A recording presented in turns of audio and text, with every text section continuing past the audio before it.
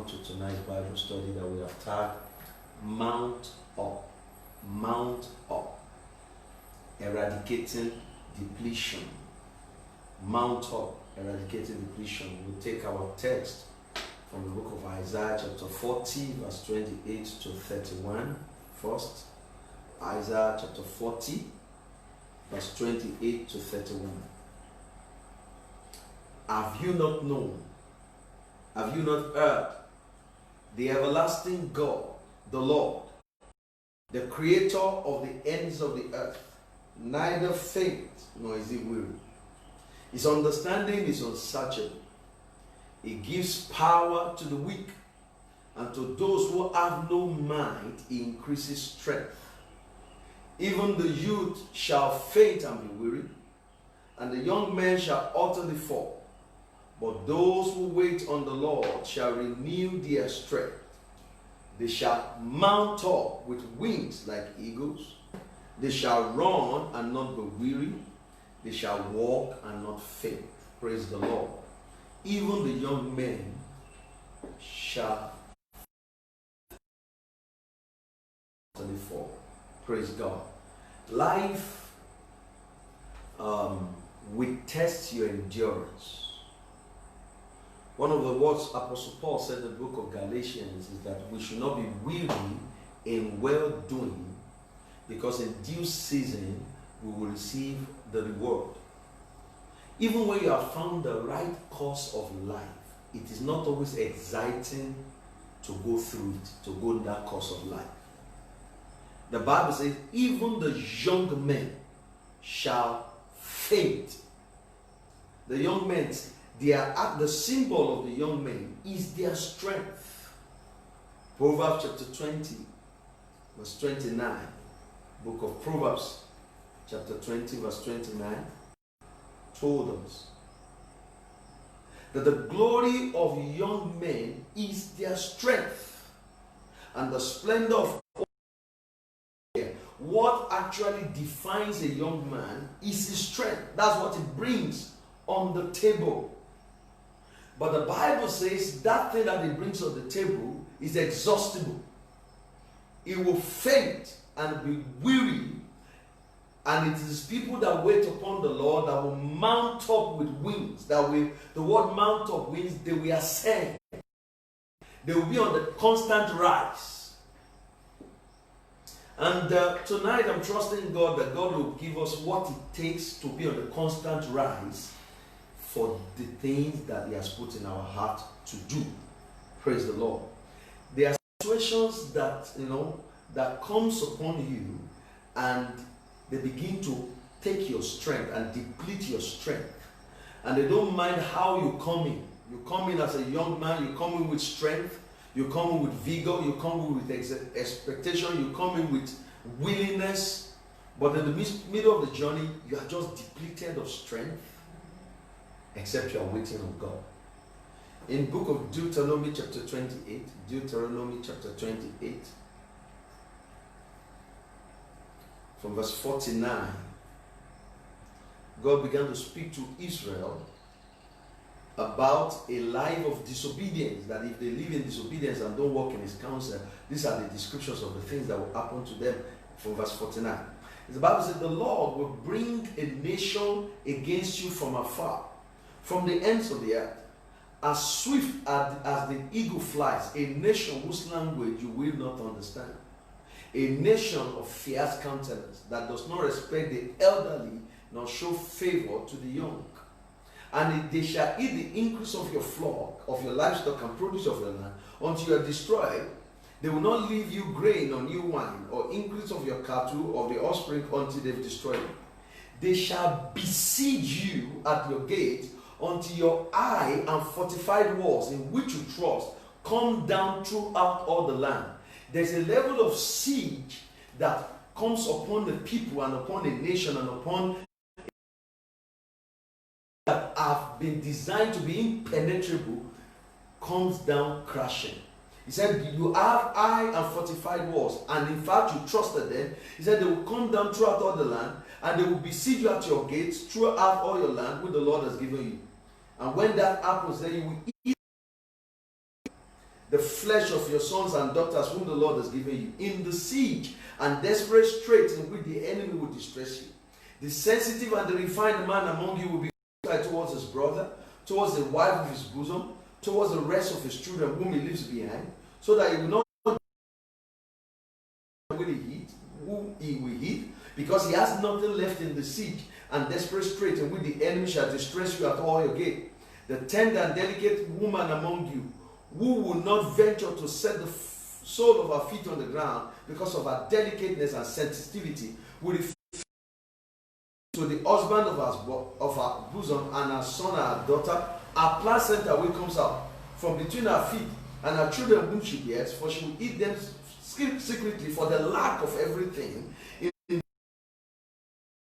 enemy shall distress you at your gate. Verse 58. If you do not carefully observe all the words of this law, which are written, that you may fear this glorious and awesome day, the Lord your God. All these that God described will happen when people don't carefully observe the law of God. But my focus there is that it's in verse 52. It said, when you disobey God, it said a siege will come against you, and that your high and fortified walls will come down crashing. Of the Jews. And it used to be their energy, their description, but now it's coming down crashing according to the siege that is against it. When the siege is against a city, it shoves the city in, and what happens that the city begins to heat itself up from within. Get this. The city does not have a fresh flow of supply, and the city continues to live on that which he has stored. And after some time, the city becomes a management city than a producing city, because he has to begin to ration the things, the supplies that he has. And at that point, when he begins to sense that when rationing comes in, it becomes the attitude of the people will begin to change. In fact, scriptures told us here that even the woman will begin to behave strangely to the husband of her bosom, because the truth of the matter is that when the shops, when the robber hits the road, everybody will first try to protect themselves. It doesn't matter how good and how good acted you have been. Immediately there is a siege and there's no continuous flow in your life. If you are not careful, you are going to raise walls, and the nature you have built before is going to come down crashing. Except you are mounting up in the strength of the Lord. The Bible says those that wait upon the Lord are the people that will continually ascend. They will have what it takes to live beyond the pressure coming upon the face of the earth. I want to give you some thoughts. Let's go to the book of Jeremiah. Jeremiah chapter 37. Jeremiah 37.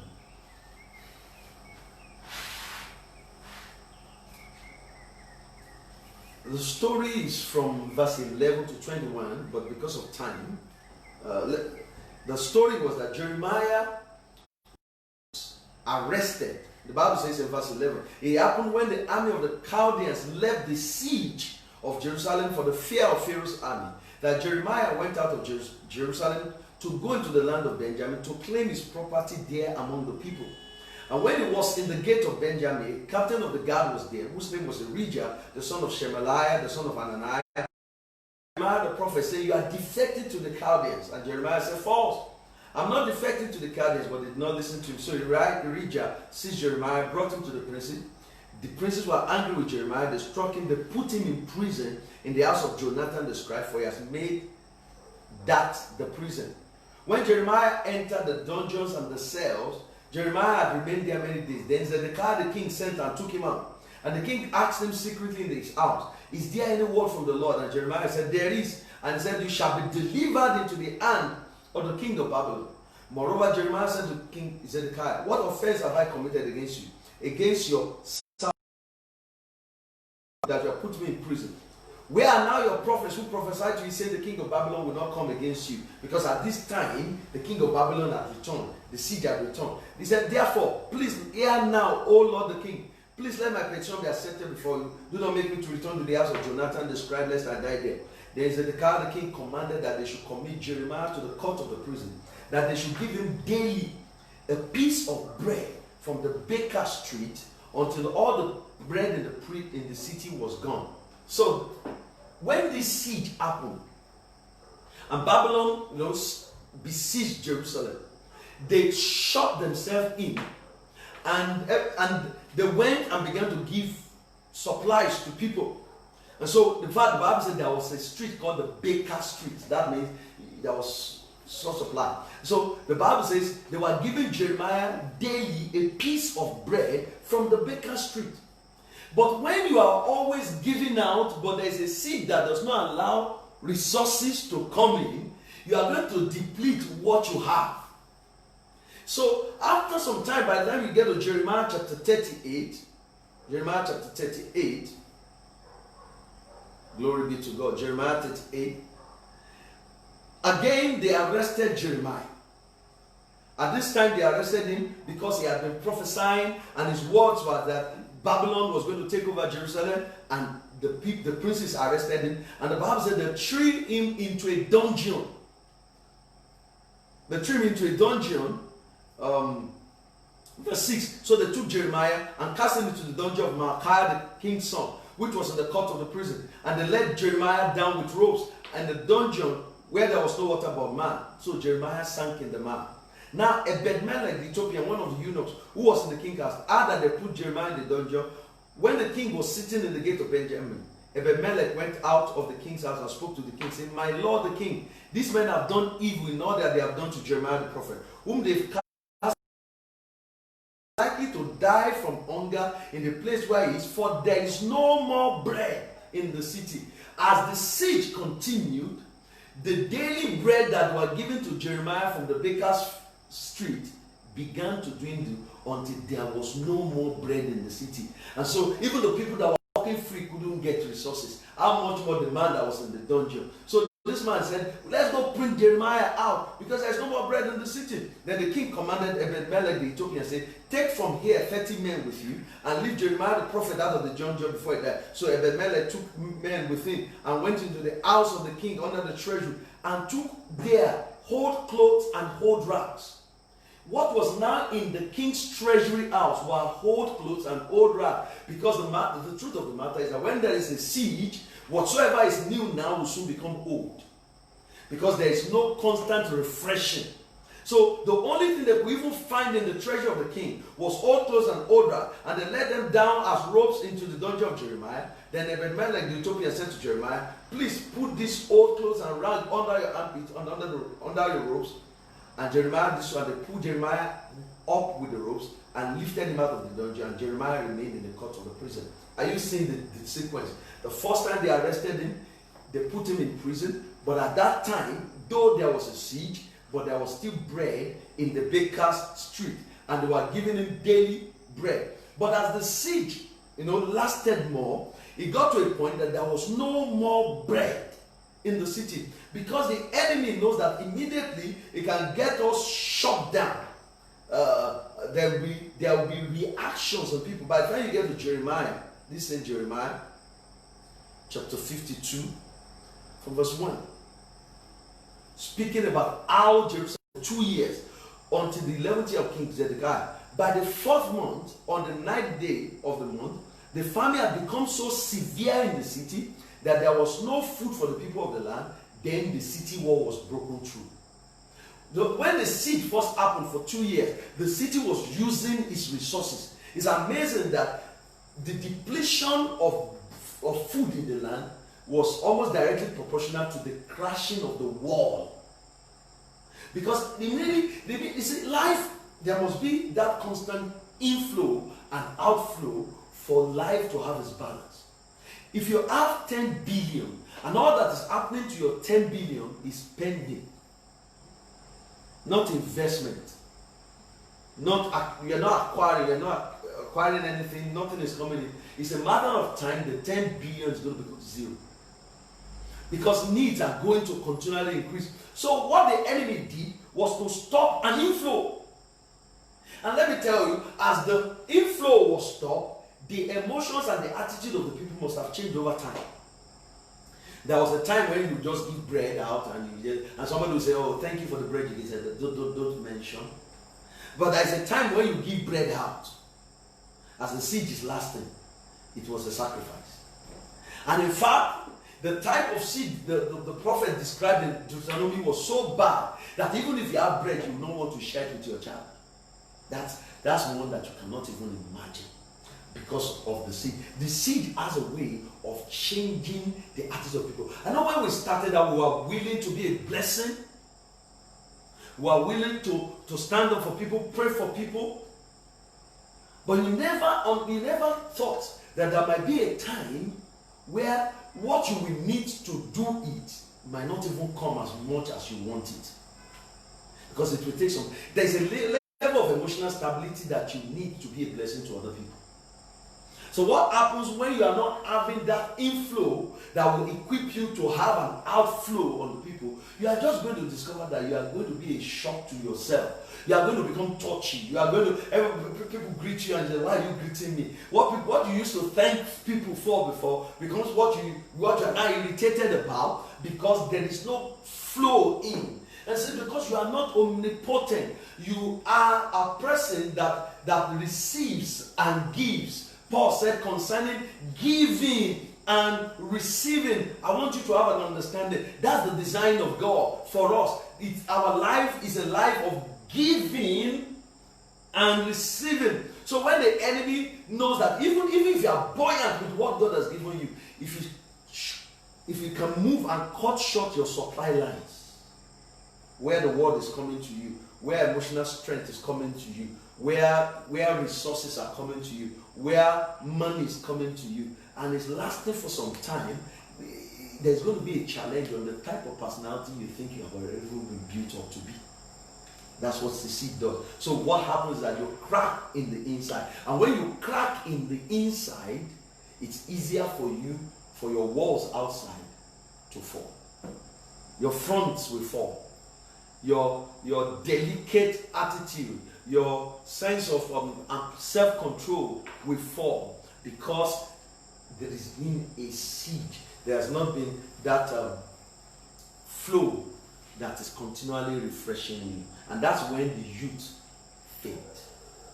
Doesn't matter how they started fresh. If all they are doing is expending strength without renewal, they will faint. That's truth. And so when these type of things happen, instead of becoming givers, we become managers. In 1 Kings chapter 18, verse 1 to 7. 1 Kings 18. 1 Kings 18, verse 1 to 7. The Bible says, it came to pass after many days that the word of the Lord came to Elijah in the 4th year, saying, go present yourself to Ahab, and I will send rain on the earth. So for 3.5 years, there has been no rain. So Elijah went to present himself to Ahab, and there was a severe famine in Samaria because there was no rain. Ahab was in charge of his house. Now, Obadiah feared the Lord greatly. For so it was that when Jezebel massacred the prophets of the Lord, that Obadiah had taken 150 and eaten them 50 to a cave, and he had fed them with bread and water. And Ahab said to Obadiah, go into the land, to all the springs of the water, to all the brooks, perhaps we may find grass to keep the horses and the mules alive, that we will not have to kill any livestock. So they divided the land between them to exploit. Ahab went one way by himself, Obadiah went by the other way. Now Obadiah was on his way. Suddenly Elijah met him. He recognized him and fell on his face and said, is that you, my Lord Elijah? Look at that word. Immediately the famine was on. Ahab said, let's go look for the brooks, and so that we can keep the mules alive. This time we are not even trying to multiply them. This time we are not trying to make them produce. We just want to keep the ones alive. Because the only other thing that happens at that point, if we are not going to keep them, you have to kill them. And what led to that was because of scarcity.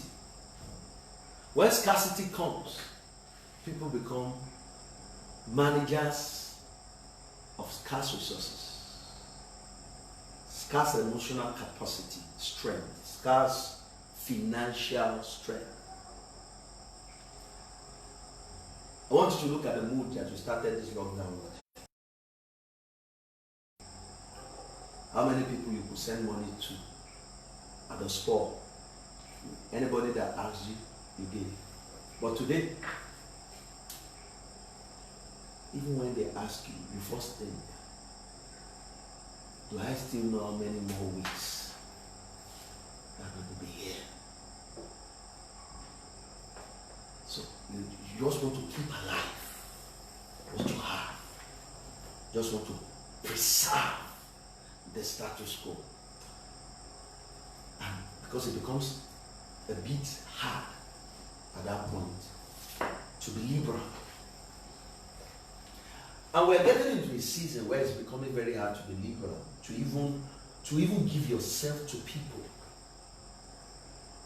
to even give your time to men, to give your resources. And because many a times it's as if life demands more from us than we are even given. But if you want to have a constant release and blessing, you want to be a constant blessing to men, you have to have a constant source. And the only constant source is not the pent-up strength you already have, is the renewable strength. No, there's a difference between renewable and energy that cannot be renewed. It is the energy that is in God that is, when you stay in God, that your energy becomes renewable. Those that wait upon the Lord, they renew their strength. They mount up, they ascend. When the enemy has brought them into a position where the only thing that should be happening is that they should be depleted and they should be getting weaker and weaker in their resolution, people just find out that you are getting stronger and stronger. Where you can't do that by yourself, because the young man will faint. You can only do that because you are waiting on God. Praise the Lord. In the book of 2 Kings, chapter 6, scripture began to describe a type of verse 24 that was in the land of Israel. The Bible said, and it happened after this that Ben-Hadad, king of Syria, gathered all his army and went up and besieged Samaria. And what happens immediately? There is a siege, and there was a great famine. So siege leads to famine. That's what the enemy is planning. The lockdown, no production, no productivity, and you leave. That was great famine. The famine was great. Indeed, they besieged it until a donkey's head was sold for 80 shekels of silver, and 1/4 of the car of doves. People are buying the droppings or the feces of doves for 5 shekels of silver. These were things that nobody would give attention to until the siege and the famine is becoming severe. I don't know whether there was a time it never really occurred to you, visitors come to your house, and when visitors come to your house, it was a good thing. But when resources are depleted, you are asked, can't you just stay in your house? And the reason is because there's no fresh flow. And you'll be so surprised about what is happening within you. You always thought you were so liberal. And the enemy said, let's shut down something. And it used to happen. You know, he used to make 100,000 every week. Let's just cut it down a bit, and it will just change. So the Bible told us in verse 26, then the king of Israel was passing by on the wall. A woman cried out to him, saying, help my Lord, O king. And he said, if the Lord does not help you, where can I find help for you? I'll talk more about this. Even getting into a point in the midst of this lockdown that there is no nation that has the capacity to meet an unproductive society. Nations now are even forcing themselves to go out, even though there's death outside. They want to ease the lockdown, because if the lockdown is not eased, there will be famine. The lack will be so much that there will be no capacity in any country, any king to answer for it. The only person that will be able to answer for that type of siege is the Lord. So the king said, if the Lord does not help you, and I tell you, you are going to live in abundance in the midst of this siege, because you are going to find the help of God. If the Lord does not help you, where can I find help for you? From the threshing floor, from the winepress? Then the king said to her, what is troubling you? She answered, this woman said to me, give your son that we may hit him today. I will hit my son tomorrow. Strange thoughts will happen. Things will cross people's mind when depletion happens. The enemy will even tempt you. Things you never thought would tempt you become very strong temptations sometimes in your life when resources are low. He said, give your son that we may hit him today, and we'll hit mine tomorrow. So we boiled my son and ate him. And I said to her the next day, give your son that we may eat him, but she has eaten her son. Night happened when the king heard the words of the woman, that he tore his clothes. And as he passed by the wall, the people looked, and underneath he had sackcloth on his body. Even the kings of the earth today, in their gorgeous robes, have a sackcloth under their body. What is coming upon the face of the earth? There is no government that has the strength to undo it. This evening, America just moved over 60,000 deaths in COVID-19. 60,000 deaths. We are in a delicate balance of whether to go out or to stay in.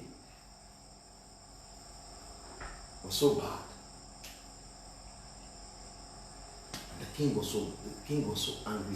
Then he said, God, do so to me also, if the head of Elisha, the son of Shaphat, remains on him today. So the fact that people vent their anger against God and against his house is not new. Immediately they don't find an answer, they turn and say, so there's a prophet in this land. Where are our pastors? Where are they not healing the people? Where are they not changing? Do you know what is making you people react? Siege. And the people that you think that cannot even fight God, people who've received miracles from God before, become people that exhibit a lot of doubt. And you know the whole story. Scripture told us in 2 Kings chapter 7 verse 1 and 2. 2 Kings chapter 7 verse 1 and 2. It said, Elijah said, hear the word of the Lord. Thus says the Lord, tomorrow about this time, a share of fine flour shall be sold for a shekel, and 2 shares of barley for a shekel at the gate of Samaria. So an officer on whose hand the king leaned answered the man of God and said, look, if the Lord will make windows in heaven, could this thing be? And he said, in fact, you will see it with your eyes, but you shall not eat of it. Because that man couldn't even fathom. Oh, this recovery is not going to be easy, it's going to take months, but Elisha says it's going to take a day. Because those that wait upon the Lord, they renew their strength. They mount up with wings as eagles. And that story went further to tell us in verse 3, because of time, that there was certain in that 2 Kings chapter 7, 2 Kings chapter 7, 3, it said there were 4 leprous men at the entrance of the gate, and they said, if we sit here, we will die. It was so helpless. They were outside of the city. The city, people within the city don't have bread. What would they have to throw to the people outside of the city who are lepers? It was a death. Because when the siege is on, people become less sacrificial, they connect less with others, they connect more with themselves. They want to first save themselves. But we never get to that point where you will not even look at your child because of the lack that is in the land, because of the scarcity. No, we will never get to that, because we are going to partner with God, who is going to continually renew our strength. Some of you are going to be the greatest givers even in the midst of this conflict. It's not natural strength that makes people do something. It's the renewable strength that happens when people wait upon the Lord and they mount up. So those people said, if we sit down here, we will die. If we say we enter the city, the family is in the city, and we die here. Like people say, we die here.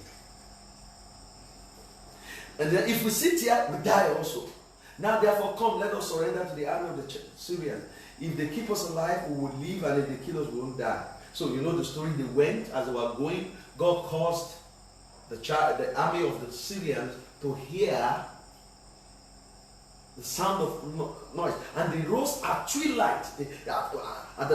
When there was still some light, they began to journey. And when they got to the camp of the Syrians, they met the camp of the Syrians intact. Horses tied, food there, everything supplied. And the first natural instinct of man is self-preservation. The Bible told us that when they first got there, in verse 8, and when the lepers came to the outskirts of the camp, they went into one tent, they ate and drank,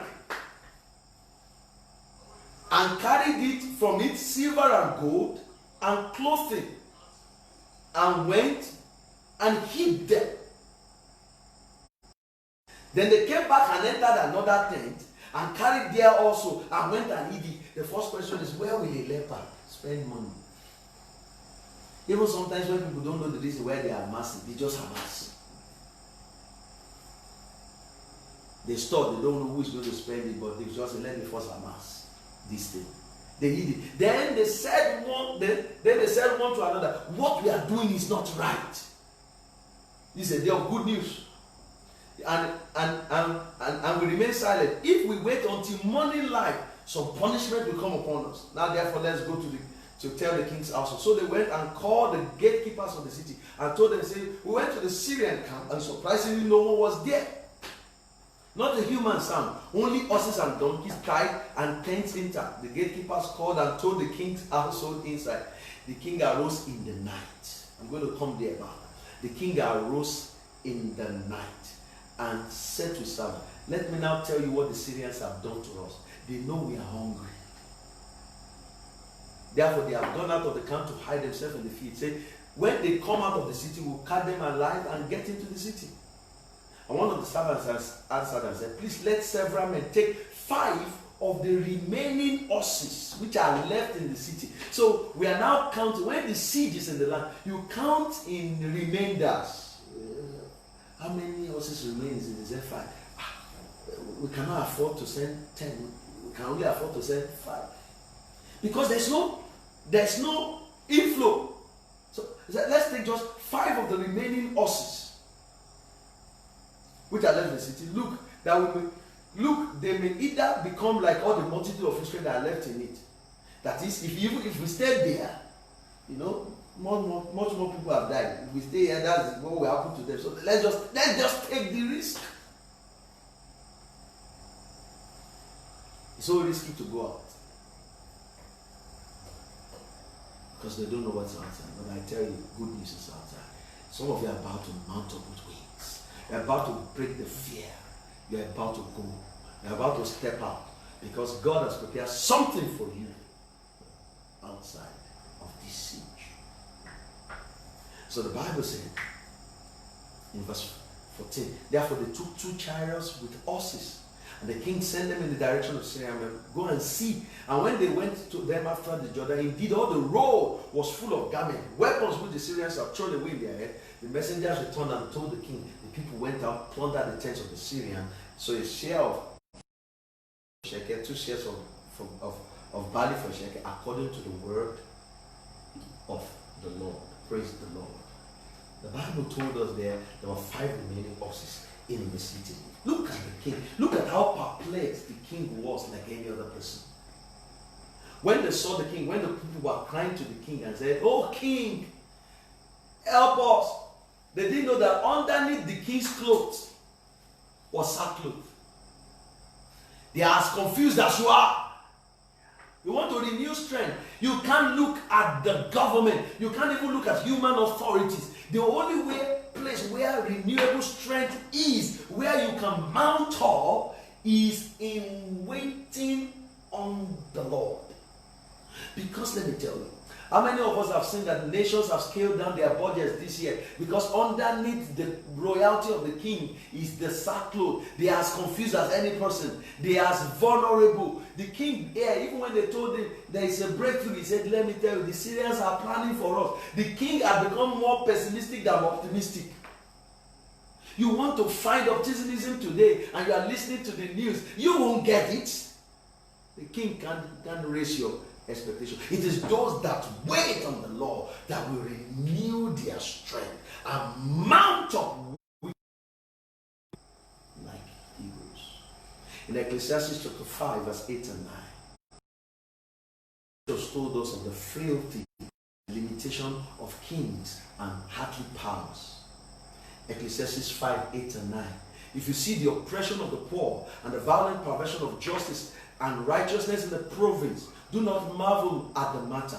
For a high official watches over a high official, and higher officials are over them. Moreover, the profit of the land is for all. Even the king is served from the field. So immediately the field, there is a siege, it will reach the king.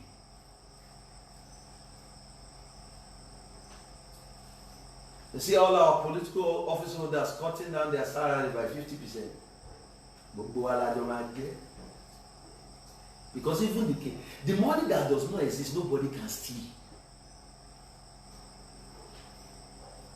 When they begin to sell oil for $10 a barrel, even some kleptomaniacs will put their hands in their pocket, because even the king is served from the field. It's an abuse of the blessings of God. That's why we have people stealing resources. Even the king is fair. So the king, immediately there was a breakthrough. Even the king had to appoint that official. Please go there, let's watch. Because the king needs what is coming from that place. Like the land needs it. You want to find strength today. It's those that wait upon the Lord that will mount up, that will ascend. I'm trusting God that in the midst of this season where everybody is pulling back, you will go forward. You are the ones stepping forward. You are the ones willing. In the season where people are holding back, you are the ones giving. In the season where people are distressed, you are the one encouraging. And if you are going to have the strength to give when others are holding back, encourage when others are depressed, you must have a renewal. You must be mounting up, you must be ascending, and that ascendance comes out of your waiting on God. It's not going to come cheap, it's more than motivation, it is waiting on God. Because your brain can't give you that. How will you prophesy that the family is going to be over in one day? That's not your mind talking, that's the spirit of prophecy. That's coming from the innermost of you. So the Bible said that they went out. The first time the king told them, he said, go out and see. They went out. And when they went out, they saw the road was full of garments and weapons which the Syrians have thrown away. You know what? The famine disappeared in a haste that day. I mean, when you renew your strength in God, when you mount up, you see, it will just look like it never existed. I'm trusting God for somebody that it will look like it never existed. It will look like all these inhibitions never existed. Because God is going to bring you to a place where there will be a flow that will allow you to be who you want to always be.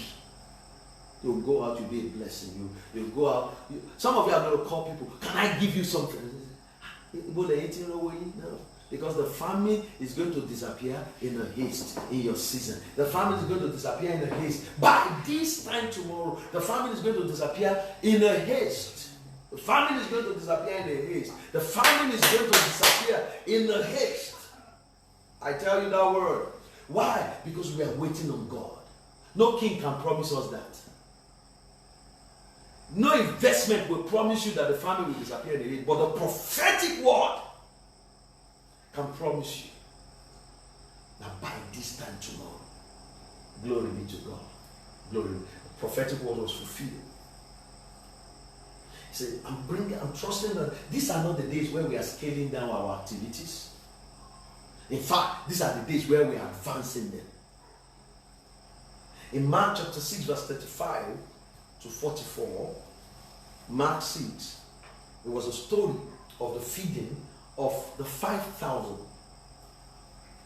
In verse 35, the Bible said, when the day was now fast spent, the disciples came to him and said, this is a deserted place, and the hour is already late. Send them away. We wanted them to be around. But sir, this is a deserted place. The hour is late. Our resources are depleted. So Jesus said, give them something to eat. They said, shall we go and buy 200 denarii worth of bread and give them something to eat? It's deserted. The hour is late. The money is limited.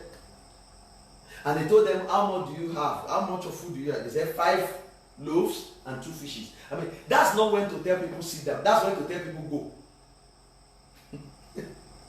The most delicate, the most sincere, the most loving is looking for a way to take burdens off himself because of scarcity.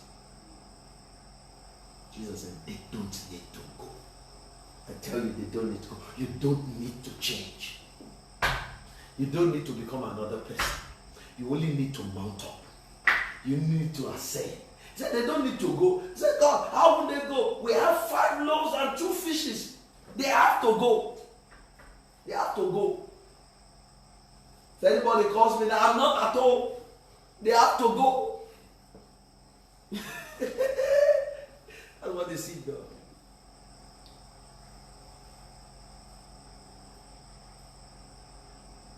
Then somebody was talking to me recently. I said, he wanted to pay somebody some money. And the first thought that happened to me was, why should I give this guy this money now? Because we don't know how long this is going to be. Some of us will even, the people that we owe, they will wait. You have forgotten they need money like you need money. Jesus said they don't need to go. Let them sit down. He took the 5 loaves and 2 fishes. He gave thanks. And you know the whole story. They found food. He gave them food. Jesus taught us there that situation does not necessarily have to make us scale down. It doesn't have to make us faint. It doesn't have to make us retreat. If we know how to key to God, we will multiply the bread.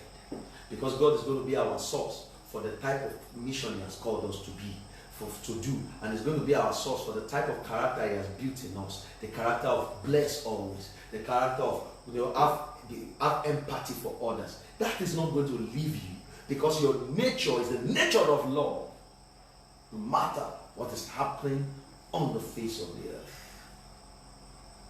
And how will we be able to have that? The king asked that woman, if the Lord does not help you, where will I help you? From the wine press? If you want to have that type of endless flow, you can't ask the king. The king himself is limited. The king himself is dependent on the field. The only one that can help, the only one that can send help in such a season is God. And in Romans chapter 8, I bring you good news tonight. The Lord has chosen to help you. For that which He has put in your inside, He said, I will help you. The Bible says, likewise, Romans 8 verse 26, likewise, the Spirit also helps our weaknesses. For we do not know what we should pray for as we ought, but the Spirit Himself makes intercessions for us with groanings which cannot be uttered. Now He who searches the heart knows what the mind of the Spirit is, because He makes intercession for the saints according to the will of God. And we know that all things work together for good to those who love God and to those who are the called according to His purpose. How do we get to a point where all things work together for good? Because the Spirit helps our weaknesses. When the king could not help the land that day, God said, I'm there to help you by this time tomorrow. I'm trusting God for help to come to you to remain who God has made you to be. You will mount up with wings like eagles. You see, the word mount up in the Hebrews, you will ascend. No depletion. I'm not going down. In fact, I'm going to expand. In fact, I'm going to give in a way I've not given when I even had. The Bible spoke about the church of Macedonia. It said they gave in their poverty. That's an ascension. What was happening to them did not stop what was happening within them. They were giving in their poverty. They just knew they couldn't be trapped. I'm trusting God to fill you with that assurance of faith that makes you know you can't just be trapped. You can't just be trapped. Even Jeremiah in the dungeon, there was a daily bread reaching him. It was reaching him. Because the person you ask for your daily bread is not man. It's the one always able to help. It's the one that supplies all your needs. I'm talking today a bit about your needs. Because the enemy is raising these walls to bring you to a point where your needs overwhelm you. And your nature mutates. And you can't see how to be a blessing to no person anymore. But today, you're a believer, because God is going to give you strength. And you're going to mount up with wings like eagles. It's a challenge when depletion happens. God was speaking to Israel, Deuteronomy chapter 8, 7 to 9. Deuteronomy chapter 8, verse 7 to 9. I'm speaking to them about the land he's taking them. It says, for the Lord your God is bringing you into a good land, a land of brooks of water, of fountains and springs that flows out of the valleys and hills, a land of wheat and barley, of vines and fig trees of pomegranate, a land of olive oil and honey, a land in which you will eat bread without scarcity, in which you will lack nothing, a land whose stones are iron, out of whose hills you can dig copper. When you eat bread without scarcity, what nature will you have naturally? You will have the nature of a giver. And you will think you are so good. But the truth of the matter is that it is situational capacity that is making you think you are good. No, that's not what I'm talking about today. I'm talking about when God brings you to a point, even though you are under the strain, but there is something that has already decided about you that is fueled from another source, from the strength of God, that makes you remain who you ought to be, even when there are constraints. Even when there was scarcity. That was what Jesus got to. Jesus had 5 loaves and 2 fishes, and he was still giving bread.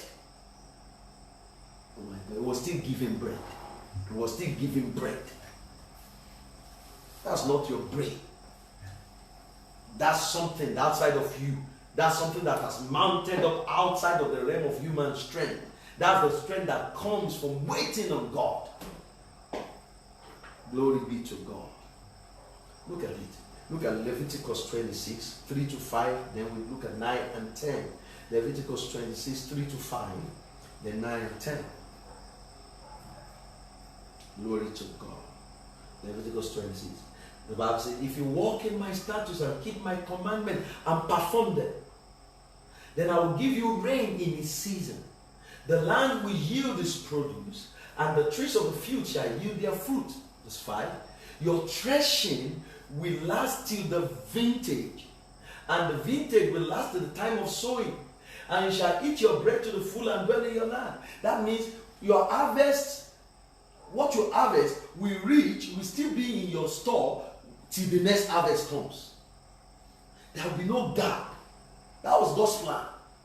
By the time you get to verse 9 and 10, he said, if I will look on you favorably and make you fruitful and multiply you and confirm my covenant with you, you will eat the old harvest and clear out the old because of the new. Sometimes when you are so blessed, you are just forced to be a giver. You just have to clear out the old to create even space for the new. I say, I have too many shoes in my house. Some of you are so blessed you can have shoes you never wear for a year. less, you have, even you have some money, you have some accounts that it takes you 6 months to know that you have that account. The money is just there. And you say, oh Lord, I'm a giver, I just love God. It's situation sometimes. I want you to give. I want God to bring you into the place where even when there is a constraint, that thing is already deeply formed on your inside.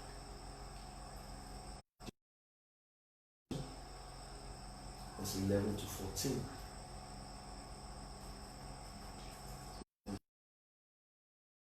God was speaking about how he found Israel. He said, as an eagle stirs up his nest and hovers over his young, spreading out his wing, taking them up, carrying them on his wing. So the Lord alone led him, and there was no foreign God with him. He made him to ride in the heights of the eye.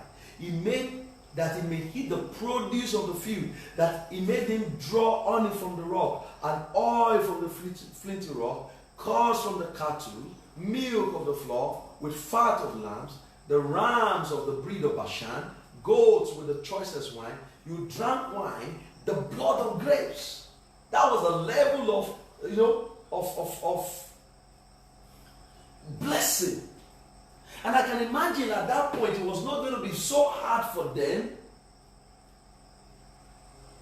to be a blessing to others.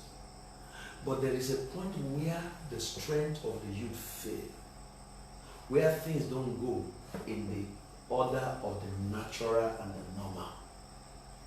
And if you are ever going to continue in the course that God has set you at that point, you need the strength that is supplied from God. That's the strength that continues to make you ascend against gravity, against depletion. It's told you never become a manager of just limit what you do. You say, this is even the time. This is even the time to be a blessing. It's a night season. It's a season nobody wants to rise. But this is the season to rise, because God is giving you strength. In Luke 11 verse 5 to 9. Luke 11 verse 5 to 9. Luke 11 verse 5 to 9.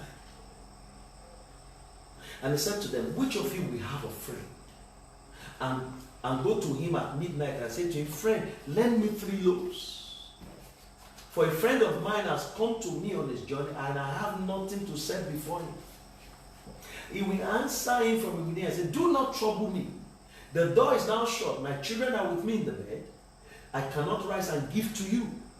I said to you, though he will not rise and give it to him, because he is his friend, yet because of his persistence, he will rise and give him as many as he needs. So I say to you, ask and it shall be given to you, seek and you shall find, knock and it will be opened to you. This man had already taken the position,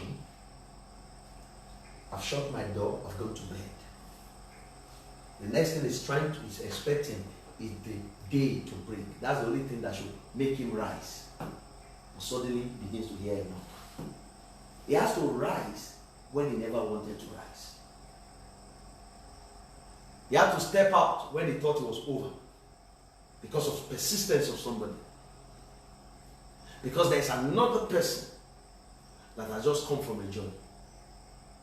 The first response he wanted to give is that, I am already in bed with my children, but something else kicked in beyond the natural response. I want something else to kick into you now beyond the natural response. The Bible told us in that story I read in 2 Kings 7 that the king arose in the night. People sleep in the night, but this king arose in the night, because God has brought an opportunity. God has brought something for him that just got him awake. And this is the season where you thought, I cannot do it. I say to you, you can do it. You have been lying on the bed and you said nothing can happen, but I say arise again, because something is possible. This is the season. And then some of you say, I can't invest. This is the season some of you are going to invest. You are just going to arise. It's against nature. It's against the norm. But it is by the strength that you are found by waiting There are people who have run into bad deals, wrong investment, and they are already lying on their bed. They are saying, not again. Not even at this time. I can't even risk anything again. And God is saying, rise this night. This is the moment. As you wait upon God, there is another dimension of strength coming to you beyond the natural strength to do the things you ought to do. May God lead you by strength into your breakthrough. May you not turn away from it because of your past experiences and blunders, because of the things that is happening around the nations of the earth. In Luke 24, verse 28 to 35, Luke 24, verse 28 to 35, scriptures told us of those disciples that journeyed with Jesus on the road to Emmaus. And the Bible said when they drew near to the village where they were going, Jesus, he indicated that he would have gone farther. And they constrained him and said, abide with us, it is towards evening. The day is fast spent. And he went in to stay with them. And as he stayed with them, he took bread and broke the bread. And when he broke the bread, their eyes opened. They saw it was Jesus. And I like what happened in verse 34. Let's go to verse 34.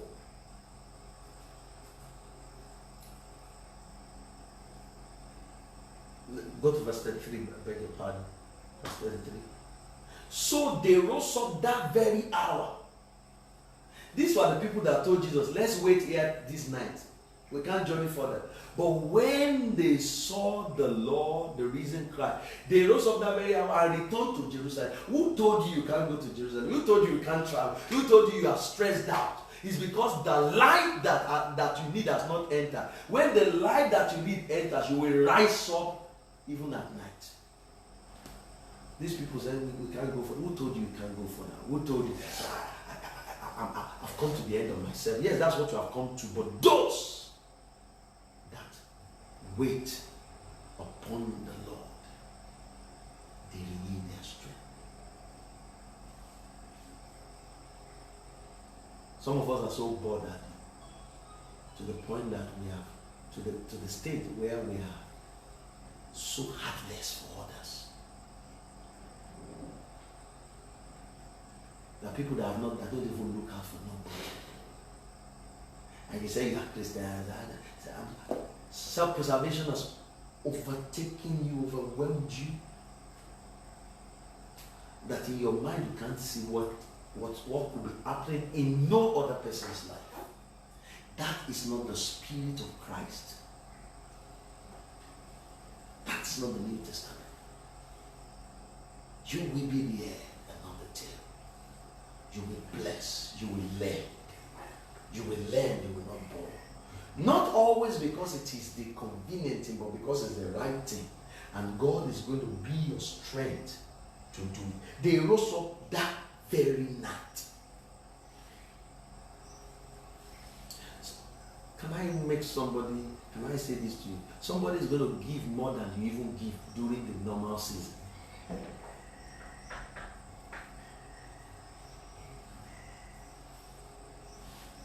When nobody did, because they rose up that very night. Something, there was a spirit in their feet. This cannot happen by humans. You have to wait on God. Some of us need to pray and press until God break into us, and that's when we come out with strength. That's when we come out with capacity to be a blessing. Glory be to God. You see, you want to ask. I'll give you the secrets. Jeremiah 17 verse 13. Let's go back to the book of Jeremiah. Jeremiah 17, 13 here. O Lord, the hope of Israel, all who forsake you shall be ashamed. Those who depart from me shall be written in the earth, because they are forsaking the Lord, the fountain of living waters. The beauty about fountain is that it doesn't matter. no matter how much you fetch from it, it doesn't deplete by demand. The only person that does not deplete by demand is the Lord. It's a fountain. You are a cistern. You are a cistern. You are a vessel. You take as much as you can handle per time. The fountain is always flowing. So sometimes the cistern is full of water, but as it continually pours out, it gets into its low level.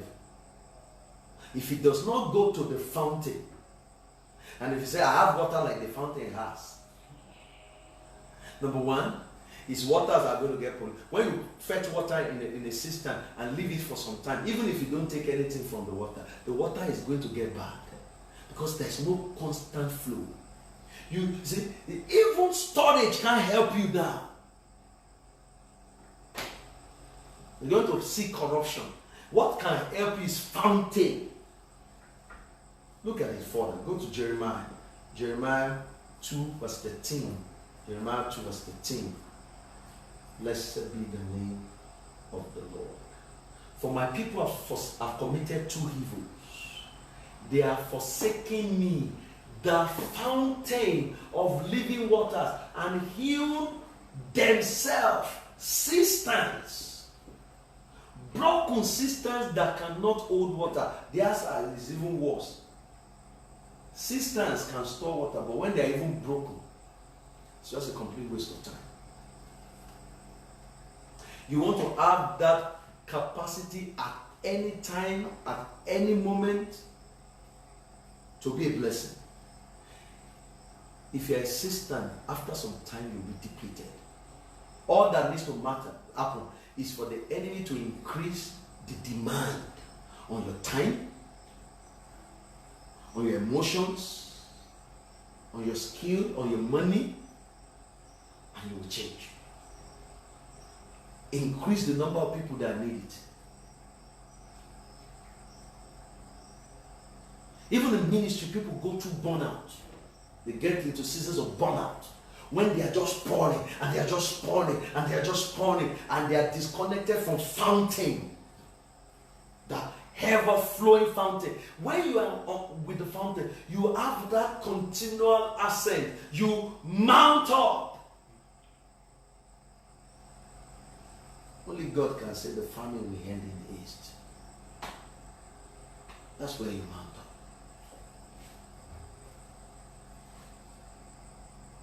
People, you will bless people, they will take advantage of you, but you know why you don't stop blessing people? Because you are not looking at people, you are continually refreshed from fountain. See, if you look at men, you will stop being good. Because you are looking at cisterns. They hold water today, they are dry tomorrow. But if you look at the fountain, you have a continuous flow and supply of strength. The Lord said, I am the fountain of living waters. Jeremiah again, chapter 18, verse 14. Jeremiah 18, verse 14. Will a man, my God, will a man leave the snow water of Lebanon, which comes from the rock of the field, with the cold flowing waters be forsaken for straight water? God said, there's waters that flow from the rock. The Bible told us in 1 Corinthians chapter 10 that Israel drank from which rock was Christ. That's the only person that can produce water from a rock.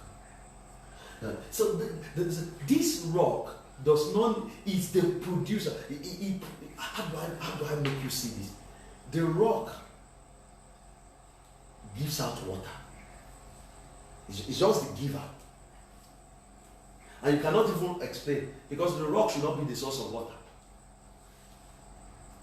That's how people become blessing in the midst of great constraint. They are facing the rock experience, the hard experience of life, and yet they are giving.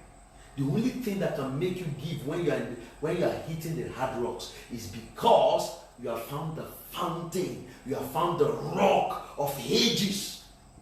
He's the one that can turn it around. That instead of your heart to be hardened, your heart will be a blessing. Waters can flow from the rock. God chooses very choice parables to express his capacity. I can bring waters out of rock. Water can come out of rock. And how will water come out of rock? Because you have found the fountain. The fountain, many a times, is unexplainable. Sometimes it's just bubbling. It's just bubbling. So just bubbling. Rivers, large rivers, they rely on them. The meaning is that they have a deeper source than the rivers you see. That's fountain. And where that water is coming from, many times you can't even know it. It's coming from a rock. Where that strength is coming from, it's coming from the God.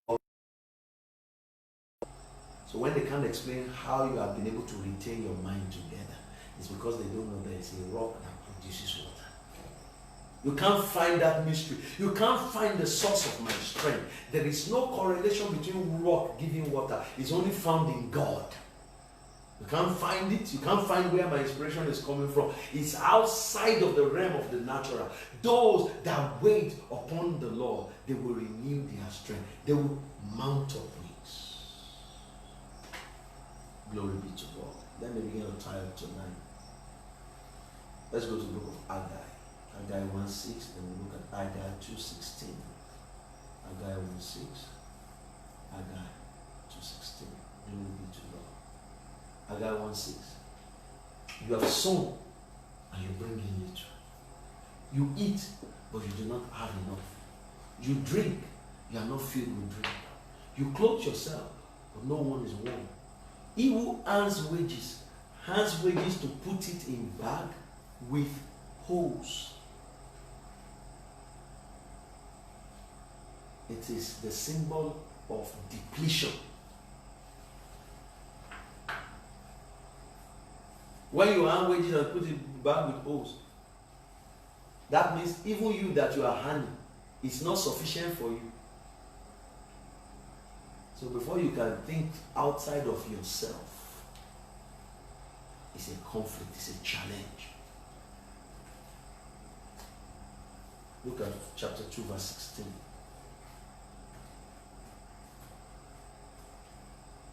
Since those days when one came to a heap of 20 ephahs, there were but 10. He thought he had 20 naira there, but he got there, it was 10. And he came to the wine vat to draw 50 baht from the press. But there was 20. I want you to ask yourself, when you go to a place expecting you have 50,000 there, and you discover that, for example, some banks do it for us, you have what they call bank book balance, or what do they call it? They will say you have 50,000 naira, but they will say available balance 47,000. Sometimes you are angry because you are expecting you are going to draw 50, but now you can only draw 47. The Bible says you go there to draw 50, but you were able to draw 20. That means your own natural desires are not even met. Talk less of being a blessing. That's what siege does to people.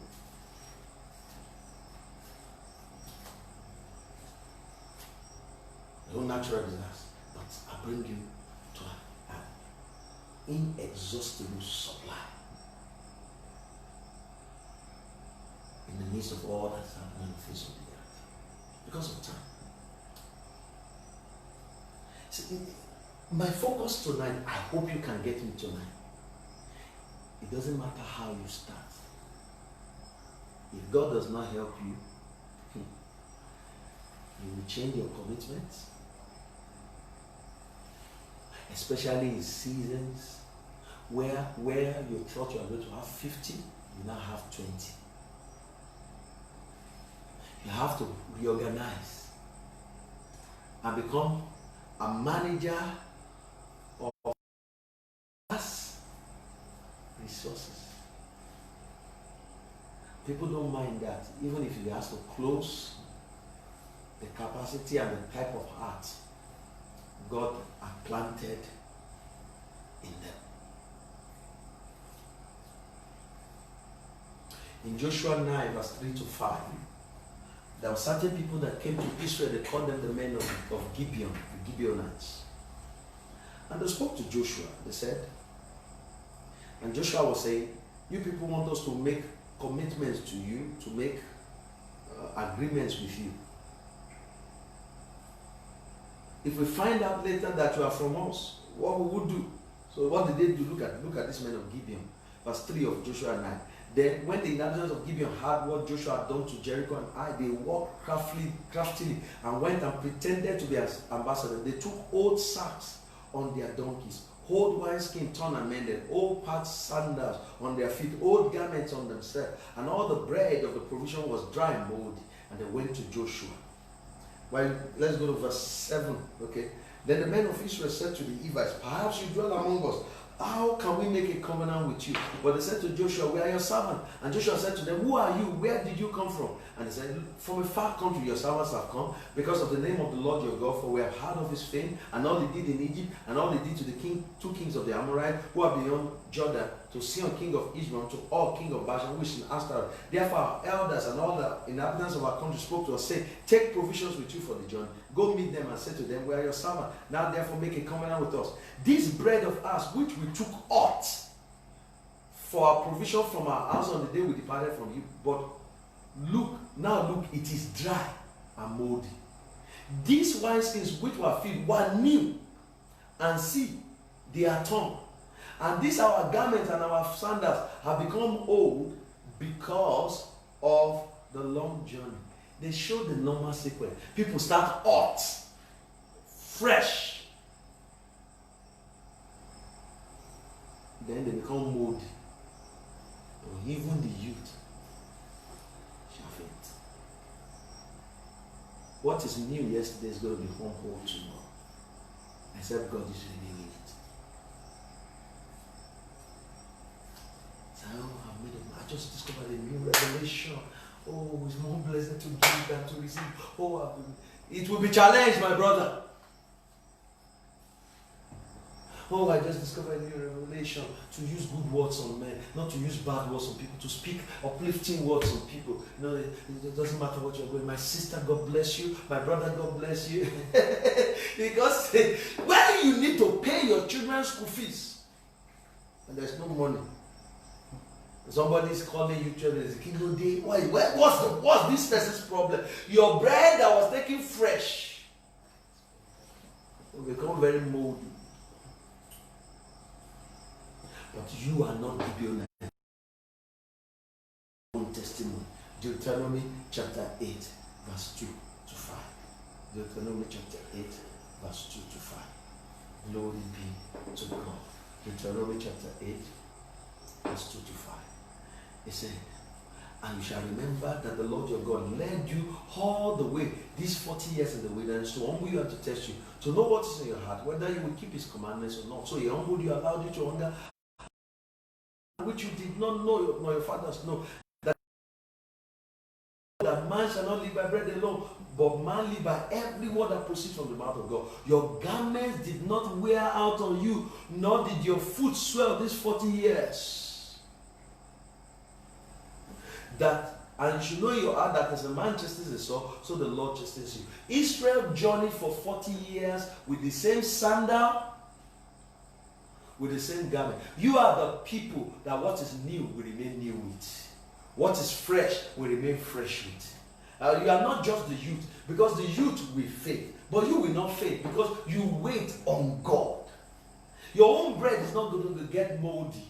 Your own garment is not going to get old. Your own commitments are not going to get old because they are renewed by God. You will mount up wings. My God. If you have to get into God tonight and allow God to refresh you, let God be able to press that refresh button. I'm Israelite. I can journey for 40 years with one sandal. I can go. We have the capacity, the endurance to obey in a protracted way in the same direction. What men do will not change it. What happens in time will not change it. Why? For those that wait upon the Lord, they will renew their strength. They will ascend. They will ascend. You know what? There are 3 descriptions of manna in the Old Testament, and I'll stop there tonight. I believe you have been blessed with this Bible story. When God gave Israel manna, that bread they did not know where it came from. You find that story in Exodus 16.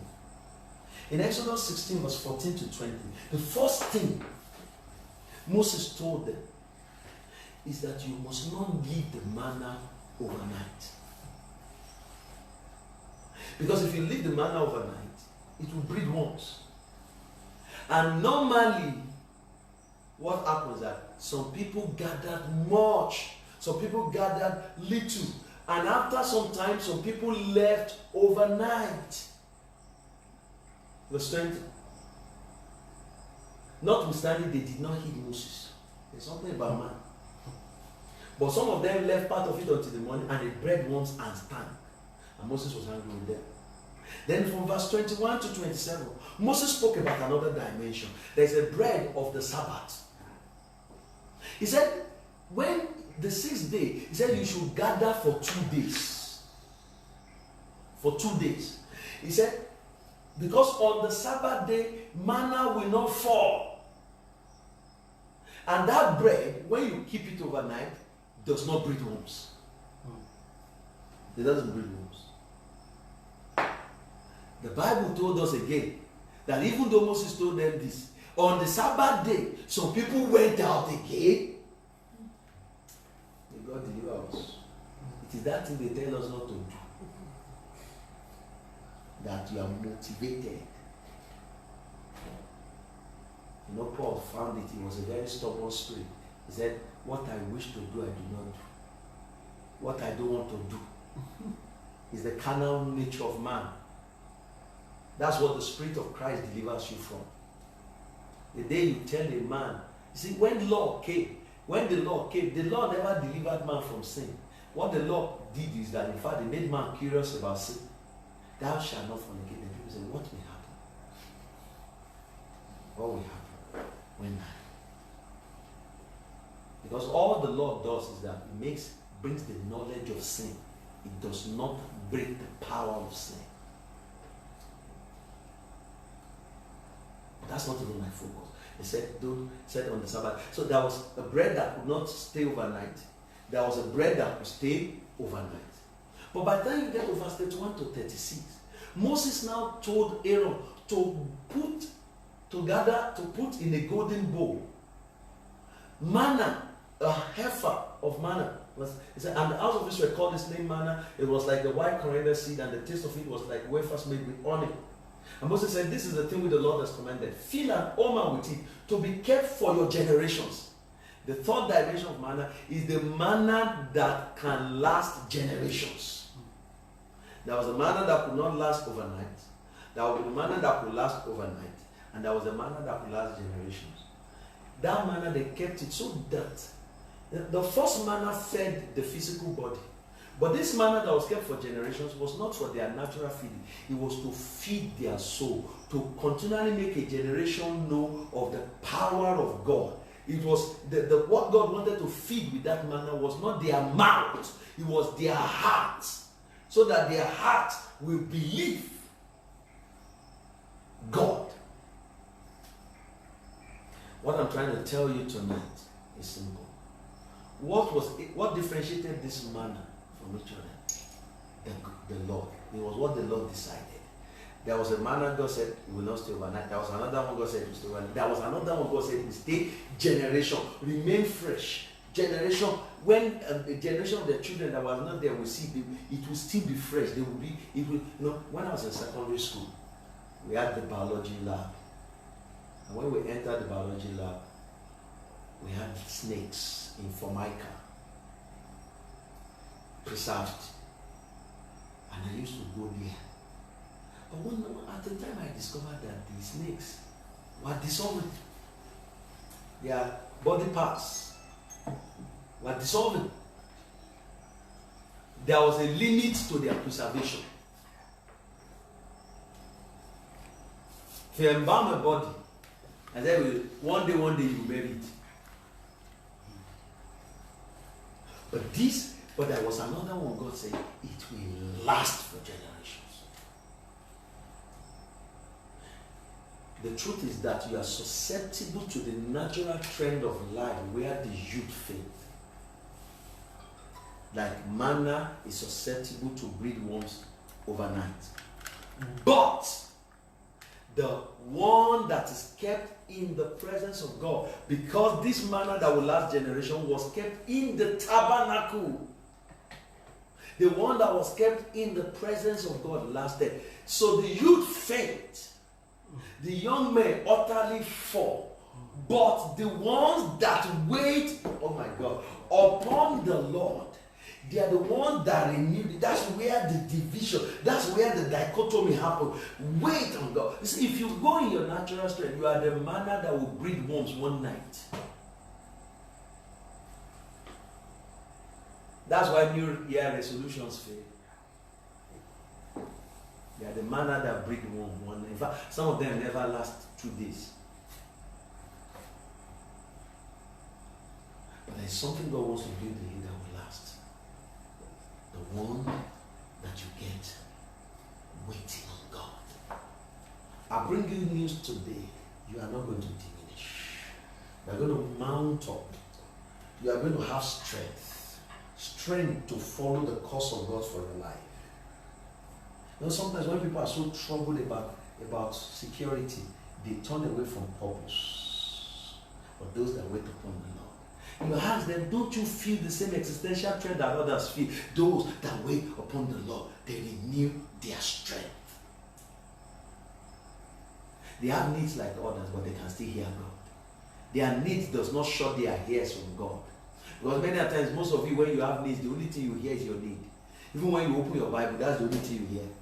How many of you can have rent to pay, something to pay, and you are still hearing God for people? God can still give you a word to go and uplift others. The only thing you hear that God must say at that time, if you are not careful, is what is happening to you. God, I say, where is the money? And amazingly, God will answer you and say, look, go and bless that. And that is the answer to the thing. But you wanted God to say, go there's 500,000. And God said, go to that man, go and lift him up. Say, God, that's not what I'm praying. You want to send them away like the disciples. God said, go to them. Go to them. Go to them. Go to them. And if you don't have the strength of God, you will never be able to obey that thing. You will not be able to obey it. But today, strength is ministered to you. In the midst of your own crisis, to be a blessing. And as you bless others, the Bible says, and the Lord turned the captivity of Job when Job prayed for his friends. I have people. Do you still have people you are praying for? Are there still people in your prayer point tonight, even though you have your own burdens? Jeremiah 30 verse 19. Bless the Lord for tonight. We are the youth that will not fade. Jeremiah 30 verse 19. Then out of them shall proceed thanksgiving, and the voice of those that make merry. I will multiply them. I want you to prophesy with me. Say, He will multiply me, and they shall not diminish. Say, I will not diminish. Multiply me, and I will not be small. Say it with me again. He will multiply me, and I will not diminish. He will glorify me, and I will not be small. He will multiply me, and I will not diminish. He will glorify me, and I will not be small. Praying for you tonight in the name of Jesus, that strength, that flow that comes from the endless fountain will reach you tonight. So that the only thing that's happening is an ascent. It's an ascent. It's a mountain up. It's more willingness. I said more willingness. I said more ability. I said more desire. No, we are not depleted. We are not depleted. We see the enemy is going to find us strange. His siege will not affect us. There is a fountain in our community. God told Ezekiel, he said, this is what I'm going to do to Israel in the days of the siege of the Syrians. He said, the land will produce its own harvest. He said, the land will yield by itself.